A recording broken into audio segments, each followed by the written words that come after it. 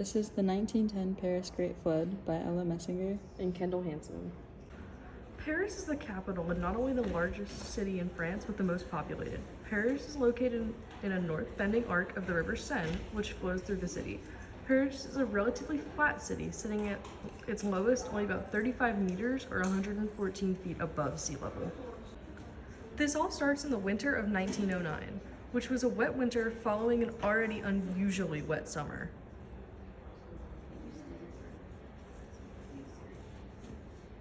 This added precipitation from the summer caused the water table to rise, and now with the added snow melt from the winter, the waters of the Seine gradually rose.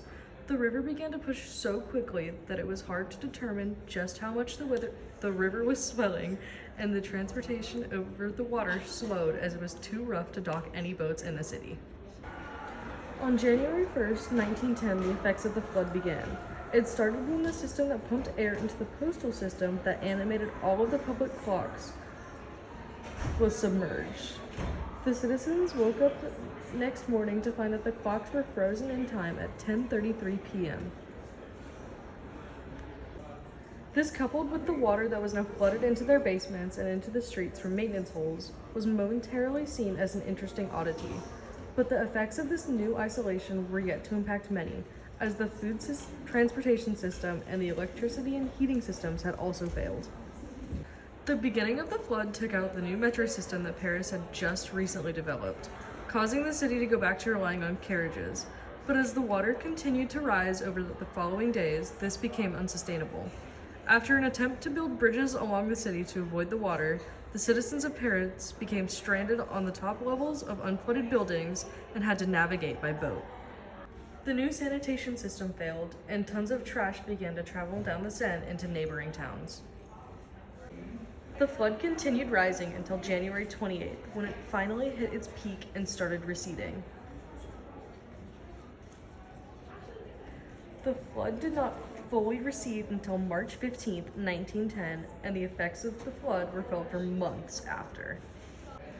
The overall damage of the flood totaled out to be around 400 billion francs of damage, which would be around 1.9 billion euros in 2024.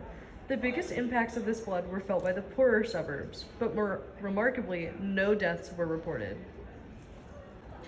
You would think that a flood this devastating would cause a big shift in the infrastructure of Paris, but the only immediate action that was taken following the flood was in order not to flush confetti from Mardi Gras, as the already clogged sewage system would not be able to handle it. In 1949, there was the addition of the Great Lakes of the Seine to help store the water coming into Paris. This has helped to minimize the risk of flooding for the city. Nowadays, Paris has grown in population and infrastructure, but experts warn that there is not a question of if another flood like this will happen, but when. And when this flood hits Paris again, the city's actually more vulnerable than it was in 1910. Fun fact, during the flood, a vinegar factory exploded, leading to a massive fire fed by 10,000 liters of methyl alcohol. And that was the 1910 Paris Great Flood by Kendall H. and Ella M.